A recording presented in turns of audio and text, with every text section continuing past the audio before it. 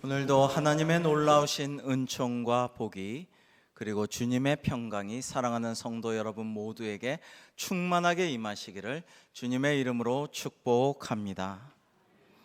우리 한국교회는 선교 역사가 비교적 짧음에도 세계 교회사에서 그 유래를 찾아보기 어려울 만큼 큰 부흥과 성장을 이루었습니다. 우리나라에 수많은 개신교단이 있지만 우리 예장 통합측 교단은 68로에 270만 명이라는 장자 교단으로 성장했습니다. 정부의 통계청 종교인 조사에 따르면 한국 사회 제1의 종교는 기독교라고 발표되었습니다.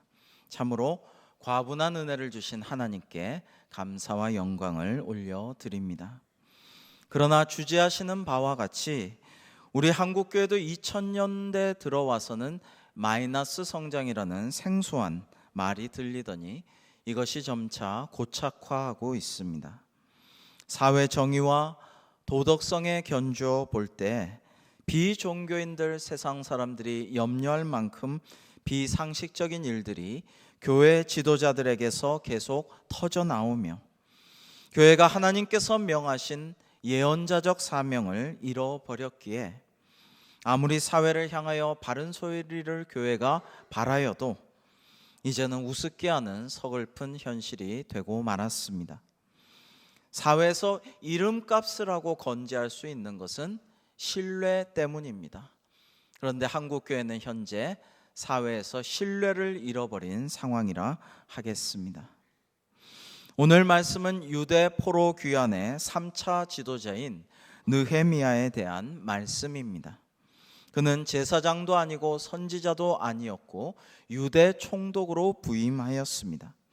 그러나 그의 리더십과 비전과 개혁과 혁신은 유대 공동체를 말씀 공동체로 재건하는 결정적 바탕이 되었습니다. 다시 일어나느냐 아니면 그만 주저앉고 마느냐라는 이른바 한국교회 골든타임을 맞이한 오늘날 총회 백사회기 주재위원들이 여러 번의 토의를 거쳐서 오늘 말씀의 주제를 말씀으로 새로워지는 교회로 선정하였습니다. 오늘 말씀에서 우리가 배워야 할 느헤미야의 리더십은 첫째로 기도하는 리더십이었다라는 것입니다. 여러분, 일반 사회적 리더와 영적 리더의 차이는 어디에 있습니까? 바로 기도에 있는 것입니다. 느헤미야는 1장부터 13장에 이르기까지 오직 기도로 준비하고 기도로 계획하고 기도로 추진하고 기도로 마무리하고 있습니다. 시작부터 끝까지 다 기도하는 사람의 모습을 느헤미야는 보여주었습니다. 기도의 차이가 믿음의 차이요, 기도의 깊이가 믿음의 깊이입니다. 느헤미야는 예루살렘의 형편을 듣고 애통하며 금식하였습니다. 1500km나 떨어져 있는 페르시아 제국의 수산궁에 있으면서 그것도 자기 할아버지의 조국이지 자신은 이민 3세로 먼 이방 제국에서 출세가도를 승승자구 달리고 있는 상황임에도 불구하고 나와 나의 아비집이 범죄하였나이다 하면서 애통하였습니다. 참으로 그의 역사의식과 신앙관이 예사롭지 않았습니다. 지금까지 우리 한국교회는 목회자나 성도나 모두 어렵고 힘든 일이 많았고 참 위기를 많이 겪어왔지만은 온 교회 성도들이 다 함께 청춘과 눈물과 물질을 다 바쳐 헌신하면서 오늘날 1000만 명 기독교 시대를 열 수가 있었습니다. 그저 교회 부흥이 꿈이었고 내 집보다도 교회를 더 우선시하며 모두 열심히 한 마음으로 교회를 섬긴 결과였습니다. 그런데 지금 한국교회를 향해 들려오는 세상의 소리는 너무 냉정하고 아픕니다. 물론 한국교회와 목회자들의 변화를 바라는 마음이겠지만 정체불명의 자료로 공격하고 목회자의 위상을 짓밟고 지나친 혹평으로 인터넷 기사나 신문 기사를 도배하고 가난한 교인이 증가하며 영성이 쇠퇴하고 이단과 동성애 등 세속문화의 공격도 거센 것이 오늘의 현실입니다. 이러한 일들에 있어서 목회자를 비롯한 교회 지도자들의 일탈과 허물로 인한 면도 크겠지만은 그래도 바알에게 무릎 꿇지 않은 7천 명이 있었듯이 오늘날도 대부분의 목회자들과 교회 지도자들은 이익을 위해서, 물질을 위해서, 명예나 허명을 위해서가 아니고 오직 주님의 교회를 위해서, 하나님 나라 확장을 위해서 희생하고 헌신하며 그리고 오직 그리스도의 종이라는 사실 하나로 자족하며 살아가는 분들이 많이 있고 대다수인데도 도매급으로 불의한 사람 취급을 받으면서 살아가는 것이 때로는 큰 아픔으로 몰려오기도 합니다. 그러나 느헤미야가 고국에서 들려오는 소식을 듣고 애통하였듯이 지금 우리는 한국 교회를 보며 애통하지 않을 수가 없습니다. 두 번째로 느헤미야는 솔선수범하는 리더십을 보여주었습니다. 주전 444년 제3차 포로귀환의 지도자로서 또 유대 총독으로서 부임한 느헤미야는 조용히 민정시찰을 통하여 백성들의 현장을 면밀하고도 세심하게 파악하였습니다. 탁상공론의 정책이 아니라 현장 속에 뛰어들어서 백성들과 함께 지내면서 그들의 모습을 살폈던 것입니다. 그러면서 4km의 성벽에 42구역과 10문 그리고 4망대를 세울 계획을 치밀하게 구축하여서 이를 잘 시행하였던 것입니다. 그리고 오늘 말씀처럼 지도자들에게 이제 더 이상 수치를 당하지 말자라는 말씀으로 동기를 확실하게 부여하고 동시다발적으로 성벽을 쌓되 내 집 앞은 내가라는 캐치프레이즈를 걸고 백성들에게 과중한 부담을 지우지 않으면서 또한 그 모든 일을 분업과 협업을 통하여서 이스라엘이라는 정체성과 동질성을 회복할 수 있도록 하였던 것입니다. 그는 개혁의 1차 목표인 성벽 재건 때까지는 옷도 잘 벗지 않고 잠도 잘 편안하게 자지 않으며 백성과 늘 함께 하였고 뿐만 아니라 총독의 월급도 받지 않으며 어려운 이웃들 돌보는 데 힘썼습니다.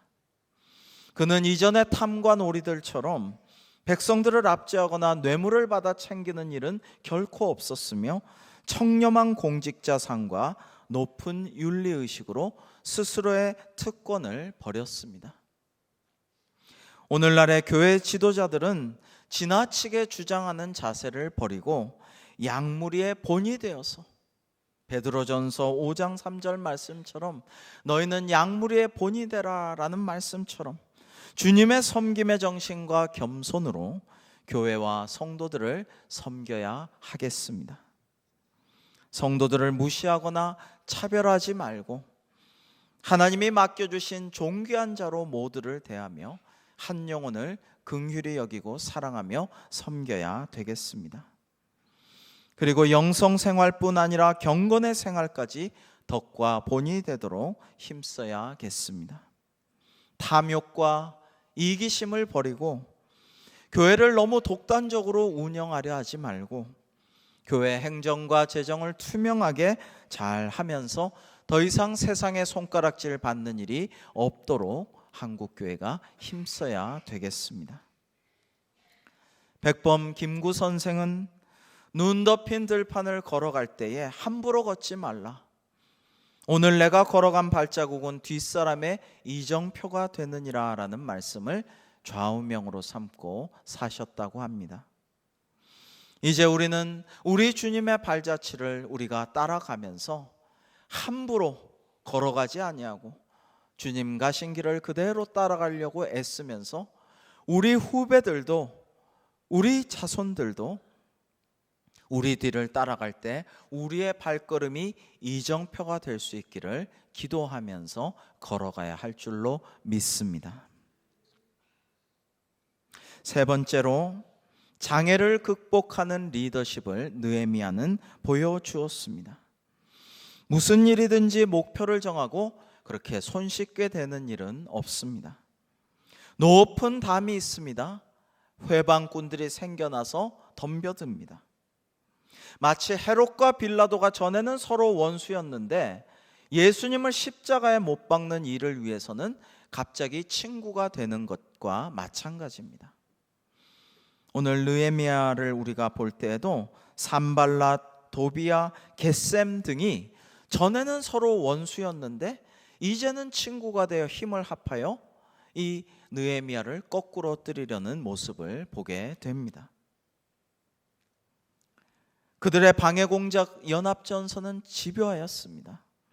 함께 성을 쌓자라고 거짓 제의를 하는가 하면 여우가 올라가도 무너지겠다라고 그 성벽 공사를 폄하하였고 심리전을 폈습니다.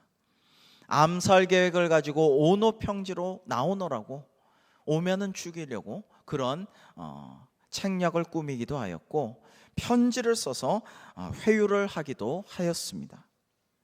그러나 느헤미야는 백절불굴의 의지와 하나님이 주신 지혜와 그리고 기도의 응답으로 말미암아 또 백성들의 단합된 힘과 도움으로 인하여 이 장애를 잘 극복하였습니다. 선한 일을 할 때는 장애나 고난이 뒤따르기 마련입니다. 대부분의 사람들은 현실에 안주하고 매너리즘에 빠지며 기득권과 특권의식에 젖어서 무엇이 잘못된지 모르기도 합니다. 그러나 스스로를 버리는 것이 어렵지만은 때로는 그것이 하나님의 뜻이라면 우리는 개혁과 혁신으로 나아가야 하는 것입니다. 개혁을 하는 걸 보고 박수를 치다가도 그 개혁과 혁신의 방향이 나에게로 향해 올 때는 온몸을 다해 막고 또한 그것을 저항하고 저지하거나 폐기하려는 것을 우리는 많이 보아왔습니다. 이렇게 거센 저항 때문에 모처럼의 개혁과 혁신이 결국에 타협하거나 굴절되어 그 원래의 목표를 상실하고 흐지부지 용두사미가 되는 것을 역사에서는 우리가 많이 보고 있습니다. 그러나 이제 우리는 익숙한 습관과 길들여진 관례가 만약에 더욱더 하나님의 교회가 발전되는 길을 막고 있다면 그것을 과감하게 버려야 하는 것입니다. 자기를 다스리고 절제하는 자는 성을 빼앗는 자보다 낫다라는 하나님의 말씀을 기억하며 우리 자신을 다스리고 절제하여서 하나님이 원하시는 뜻, 하나님의 말씀을 통하여 더욱더 발전되고 더욱더 성장하며 날마다 개혁되는 교회를 이루어갈 수 있기를 주님의 이름으로 축원합니다. 네 번째로 느헤미야의 리더십은 혁신하는 리더십이었습니다. 느헤미야는 성전이 성전 기능을 하고 유대인이 안전한 생활을 하려면 반드시 먼저 성벽이 튼튼하게 쌓여야만 되겠다라는 것을 깨달았습니다. 성벽이 무너져 있으니까 이방인들이 수시로 들락날락하면서 이방 문화를 퍼뜨리고 자신들의 우상을 전파하고 그러면서 유대인들을 아주 어렵게 만들고 있었습니다. 이러다가 성전까지 훼손될 수가 있었기에 먼저 힘을 집중하여 52일 만에 느헤미야는 백성들과 함께 성벽을 튼튼하게 재건하였습니다. 그리하여 무려 140년 만에 성벽을 중수하였던 것입니다. 그러면서 내부적으로 이스라엘의 동질성 회복을 위하여 관행과 제도를 혁신하였습니다.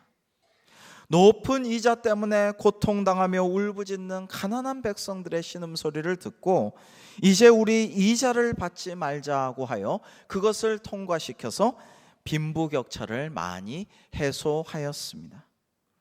그리고 성전과 성벽이 완성이 되었지만은 예루살렘에 사는 주민들이 너무 없어서 이 거룩한 도성이 유령 도시가 될 것을 우려하여서 지도자들을 이제 예루살렘으로 이주하도록 하고 백성의 10분의 1을 제비 뽑아서 또 예루살렘에 가게 하고 또 자원하는 사람들도 받아서 예루살렘이 든든히 서갈 수 있도록 그런 여러 가지 행정적인 조치를 단행하였습니다.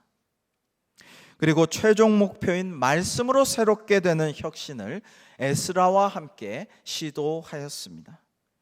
백성들은 수문 앞 광장에 모여서 하나님의 말씀이 선포될 때 다 일어서고 다 함께 울었다고 성경은 기록되고 있습니다.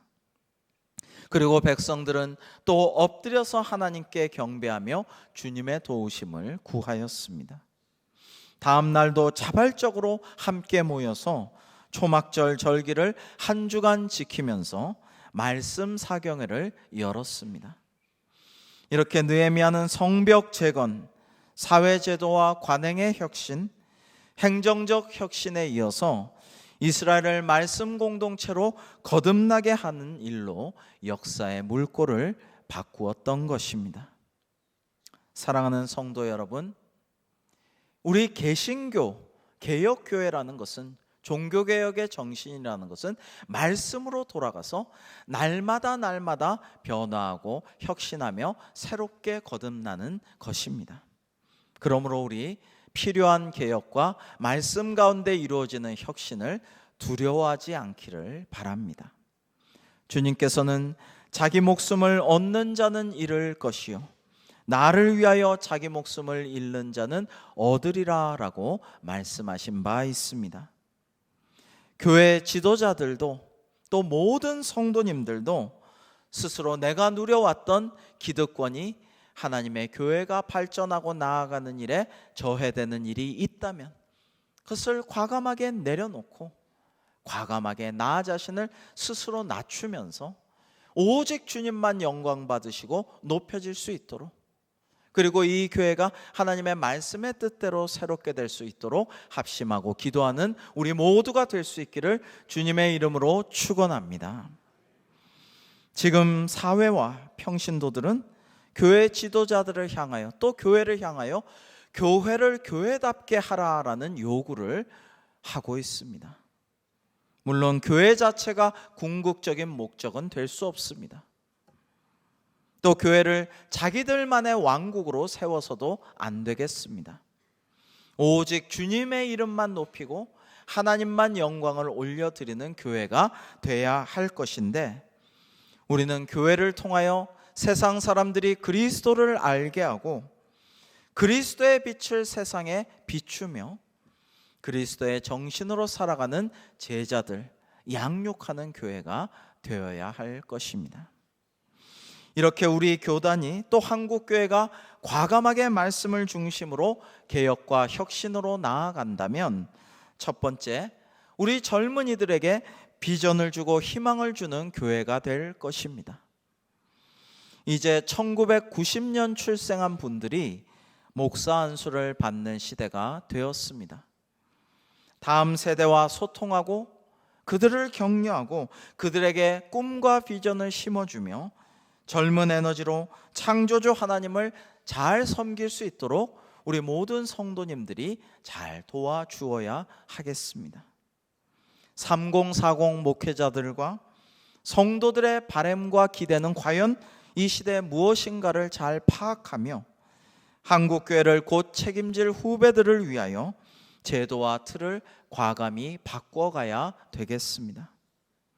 지금보다 30년 후가 훨씬 더 좋은 교회가 될 수 있도록 다음 세대에 투자하며 미래를 준비하는 총회가 되기를 다 함께 기도해 주시기를 바랍니다. 두 번째로, 말씀 공동체의 본질을 회복하여 개혁교회의 전통을 이어가는 교회가 될 것입니다. 느헤미야는 더 이상 수치를 당하지 말자 하며 동기를 부여하고 온갖 방해에도 기도정신, 개척정신, 헝그리 정신, 또 일치와 연합의 정신으로 무너진 성벽을 중수하였으며 에스라와 함께 말씀으로 공동체를 우뚝 세웠습니다. 이제 우리들도 다시 하나님의 말씀인 성경을 붙잡고 교회의 본질과 사명으로 돌아가기를 힘써야 하겠습니다. 세 번째로, 혁신을 통하여 한국교회와 사회를 이끌어가는 교회가 될 것입니다. 지금 한국교회를 집으로 비유하자면 비가 새고 있는 실정이라 할 수 있습니다. 그냥 두면 석가래까지 썩어서 결국 무너지고 말 것입니다. 이제 개혁과 혁신이라는 담론, 그 그릇에다가 교회 헌법, 총회 규칙, 제도, 관행, 윤리, 시대정신, 기독교의 본질, 교단 신학의 정체성, 기독교의 세계관, 사회관, 문화관, 한반도의 통일관 등 많은 것들을 담아서 진지하게 토론하며 시대에 맞지 않는 옷을 입고 있거든 바꾸어서 입고 새 가치관과 신앙관을 제시해야 할 것입니다. 우리 통합 측이 합동 측과 분열한 지도 만 60년째가 되었습니다. 이제 분열을 극복하고 연합운동에도 새로운 지평을 열어야 하는데요.